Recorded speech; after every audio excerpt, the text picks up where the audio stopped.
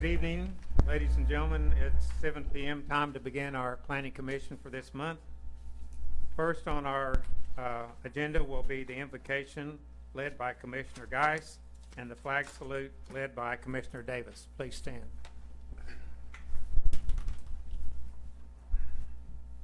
Father, we love you.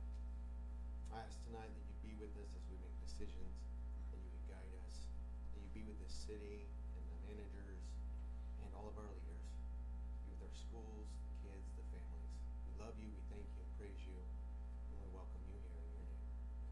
Amen. Address the flag. I pledge allegiance to the flag of the United States of America and to the republic for which it stands, one nation under God, indivisible, with liberty and justice for all.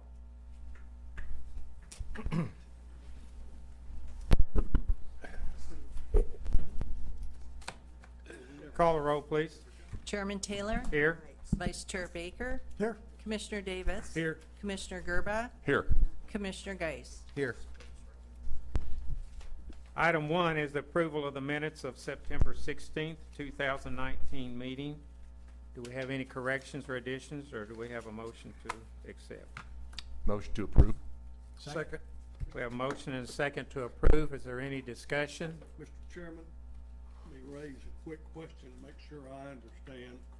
Item 4 was denied. I was of the impression item 5 was tied to item 4. That would render item 5 moot, I believe, wouldn't it? Correct. That was what I asked you at that meeting. Should there be any notation regarding item 5 then?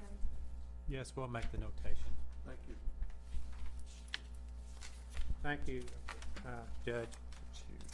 Any other corrections or additions to the minutes? Call the roll, please. Commissioner Geis? Yes. Commissioner Gerba? Yes. Commissioner Davis? Yes. Vice Chair Baker? Yes. Chairman Taylor? Yes. Item 2 is the visitors section. If there's anyone here that would like to address this commission about a non-agended item, now would be the time to do so. Seeing none, we will proceed. Item 3 is to hear a request by Utley and Associates, LLC, on behalf of Pets and People for a conditional use permit for a pet rescue facility to be located by 701 Enola here in Yukon. Then we have meets and bounds that describe the property. Yes, sir. Hello, my name is Kevin Bishop. I'm with Utley and Associates, civil engineers that are developing the site plans for this property. We're here representing Pets and People Humane Society on the request for the conditional use permit. How large a building are you going to propose on this property? It's approximately 4,700 square feet. And that's what, roughly twice what they have now, or? I'm unsure of the current size. I think it's about approximately twice. Yes. Okay. Who's paying for it? Is it? Pets and People will be obligated to pay for the, Okay. yes. For the minutes, could we have the address of your business? The address of Utley and Associates? Yes. Okay. It's a P.O. Box. Put on my glasses. It's a long P.O. Box number. 14249, Oklahoma City, 73113. Thank you. Anyone else have questions on this gentleman on this? This is going to be for rescue animals that will be put up for adoption, it says. There's quite a list of requirements on that. Have you seen the list and are aware of them? Yes, sir. I have seen that. Okay. I do have one question, but for Mitchell. Hey, Mitchell, one thing I'm a little concerned about is this is inside the FEMA 100-year floodplain. They have engineering they will have to do to be able to place any structure or any outbuilding of such in that area. So Utley and Associates have and will have the correct paperwork done that meets FEMA requirements. Okay. As well as the city engineer requirements in reference to the floodplain, elevation, fill, and all that that's required. So basically, when you're in that zone, there's specific There's specific requirements. that Mhm. they'll work with the city engineer on maintaining the elevation that they need to be able to construct any structure or place any outbuilding. Okay, thank you. That would be before you give approval of the construction. That is correct. There will not be any permits issued until the city engineer signs off on it and they have all the FEMA paperwork that's required by FEMA. And the conditional use permit will have to come back to us. It comes back each year, but if we don't have any issues and they're complying with it, it don't normally come back to the To the- commission. To the commission. But if they're not complying with any of the items, then it will come back for your review and approval or disapproval or recommendations. Okay. Anything else from anyone? Anyone care to read the draft motion? I'll read it. In the case of the application for a conditional use permit submitted by Pets and People Humane Society Incorporated, we have read the staff report and received testimony at the public hearing. We find ourselves in agreement with staff findings, including all attachments cited in the staff reports. I recommend this item be, I move this item be recommended for approval to the City Council with the following conditions. 1, only one storage unit will be permitted on site. No other outbuildings of any type will be permitted. 2, there should be no outside storage of any cages or carriers of any type. 3, all animal waste shall be kept cleaned up and disposed of in approved waste containers, including along roads and other property where animals are walked. 4, there should be no standing or stagnant water allowed on site. 5, shall be no outside animal runs. 6, parking shall only be allowed in designated areas on paved surfaces. And 7, the proposed structure will be required to be designed and utilized in accordance with approved animal welfare standards. Do I have a second? Second. We have a motion and a second to approve this conditional use permit. Is there any questions or concerns from the audience? Please step to the microphone and say your name and address, please, sir. Arch Treadway, 855 North 11th. I have no problem with the building. My concern is the water that's being shot on me now. I know they can build it up to keep the building out of water, but that water's gonna go to the north or to the west, either way. And the city's needs to do something about that ditch to clean that, to get that water on out of there. I'm losing a lot of farm ground, and that's my only concern about it. Is I know you can build it up enough to keep the doghouse dry, but where's that water gonna go? Where is your property from the building site? I would be directly west of it. Aren't you on the other side of 11th Street? Do what now? Are you on the other side of 11th Street? Of the street that goes north? I join it on both, and I have 11th Street also on that side. But no, if you're looking at the proposed area there, I would be directly west of it. West of it. Yes, and then Fenton has, I don't know, a few acres right north, and then the rest of mine's all north of there too. Yeah. That hadn't been able to be used in the last 10, 15 years from all the building, and nothing's been addressed there. Now that property, your property is pretty much all within that 100-year floodplain too? I've got a map here if you'd like to look at it. Oh, I know. If it's on the west side, yeah. Yeah, what's your question? No. I'm basically just saying it seems like there's going to be water issues there since it's in that zone. Is my only point. Yeah, but it's like a glass. It's full, but you just keep pouring water in, and the water just keeps spreading. Mm-hmm. Yeah, I mean, we farmed it for years, and once in every 4 or 5 years, you're going to lose one, but it's every year now. And like I said, I don't have, great for the Pets and People. I really, I admire them, but I think it's kind of the city's responsibility or theirs or whatever. There's a ditch that runs right through Fenton and mine's place, but then it goes to 4 and then it backs up there. Have you seen debris in the ditch, or is it just basically the ditch doesn't have enough volume to deal with it? Yeah, there's nothing there, and then it'll get filled full of silt. I've cleaned it out a jillion times, and, you know, it'll help for a little bit, but it needs to, and it was supposed to have been addressed quite a few times at the city council meeting. They assured me that would be done, and that there was nothing ever done there.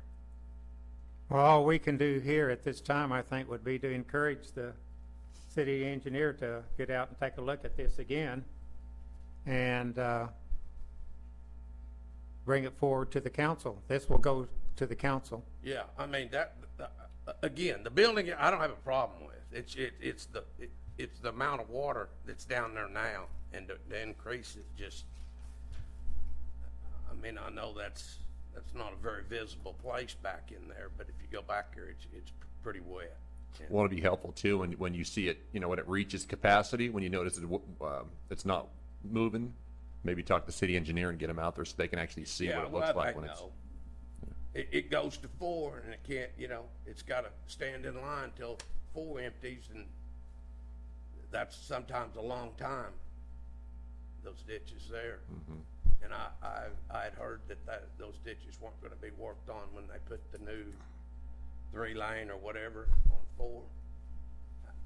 I don't have that in writing, but the 4 that you're redoing, Right. I heard they're going to 3-lane it and not do anything with the drainage, and that's crazy there. Yeah, sorry. I mean, you lost a bridge there. I mean, you know it's cooking right through there, and that's what holds it up on me, because it can't go anywhere. And I understand that once the river's full, you can't, you know. Nowhere to go. Right. But there's, over the last 20 years, the amount of water that's in this area that y'all are talking about is just crazy. And I know that's everybody's dream here, to see how much you can build there to keep, but that concrete and tin doesn't hold much water. It shoots it right on down there. Right. So, like I said, I don't know, Mr. Taylor, what you all do next on that, whether it's pending on this building or what. But I'd be a little bit easier to live with if the city, or they would step in with the city and figure a plan to halfway get that water where it'll go there. But I got a feeling they're gonna, you know, they'll get their building dry, putting it up on 3 foot of dirt. But that's not helping me any. So that's it. Thank you, sir. Thanks for the concerns, though. Appreciate it. Yeah, but you know, and that'd be you know, I know you guys are busy and everything, but to go down there when it's raining, or go down after rain, it's incredible the amount of water, and it's holding in Holman's place and Fenton's place. It's just those farms are ruined down there, and not all that's floodplain that you'd mentioned. Mm-hmm. I know on the backside is, but out in the middle it's not, and it just keeps getting wetter and wetter. Thank you all. Thanks. Thank you. Thank you. Any other concerns, questions, or comments? Call the roll, please, Kathy. Chairman Taylor? Yes. Vice Chair Baker? Yes. Commissioner Davis? Yes. Commissioner Gerba? Yes. Commissioner Geis? Yes. Item, Thank you, gentlemen. you bet. Item 4 is a request by Dean Coppola, Civil and Environmental Consultants, Inc., on behalf of Dave Carr Construction for a final plat located at 1109 Landmark Drive, Lot 1, Block 10 of Sunrise Hills Edition, Section 2, to the City of Yukon, Canadian County. Yes, sir. Dean Colita, Civil and Environmental Consultants, 4045 Northwest 64th, Oklahoma City, Suite 415. This is the last time was here was for the PUD, and there was rezoning, and we complied with everything that was on that, and we've addressed all the city's comments. And essentially, we're just splitting the lot into 3 residential lots, from a commercial piece to residential, and then now 3 lots of that. And we complied with all the comments and modified the note as requested. If you have any answer to your questions you may have. Mr. Law, all of your concerns were addressed, staggering of the houses and so forth. Yes, they did show that on what they submitted, that they'll stagger those houses to get that effect that the planner was looking for. Yes, we added a note to the plat, number 2, that stated that the stagger of the homes has to match what was approved in the PUD. Okay. Any commissioners have anything for this gentleman? The only other, I thought there was a question concerning the fence on the side that borders the lake. That was addressed in the PUD. Okay, Yes, yes, sir. thank you. I'm assuming there'll be a fence next to the building also, from that house that's on the west side of this grouping of 3. Not for sure. I would assume they would put a fence in there, so they would screen that out. But that would be something, Mr. Carr's here, he could address that as well. Yes, we plan to put a fence up. Without, what I'm trying to determine, that building's up for sale, and if and when it sells, whose responsibility will it be to separate the business from that house there with a fence? When Mr. Carr builds the house, they will put the fence up on that lot line there Okay, to screen it from the commercial area. Yes, sir. all right. Anybody have anything for this gentleman? Anyone care to read the draft motion? I'll take it. In the case of the application for a preliminary plat by David Carr Construction, we have read the staff report and received testimony at the public hearing. We find ourselves in agreement with the staff recommendations cited in the staff report. I move that this item be recommended for approval to the city council with the following conditions. Number 1, applicant must revise note number 2 on the plat as noted in this report. Yeah. Kathy, shouldn't this not read as a final? He said preliminary plat on here. They did submit a new one that you should have, that says final. No, the draft motion. But the The draft dra- motion. The motion. Okay, That'd be Sydney. okay. So should this read, Yes, it should read final.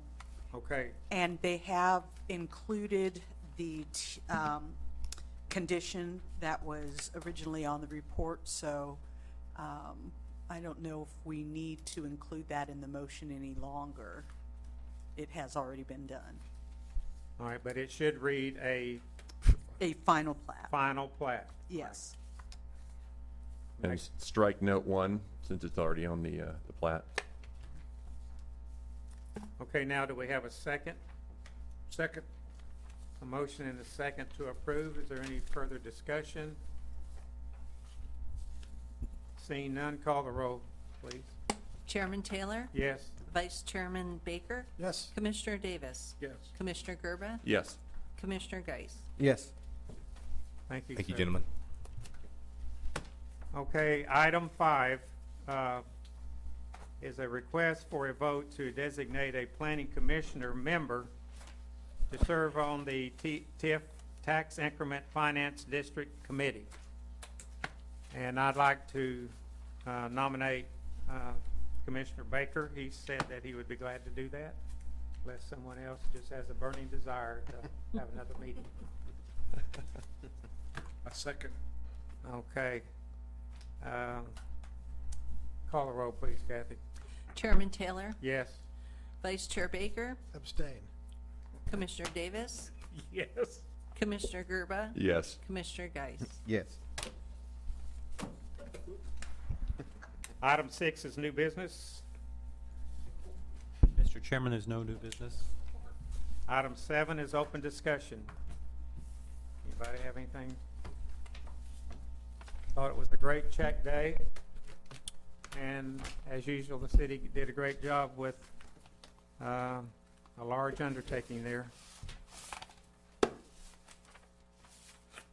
Anything else?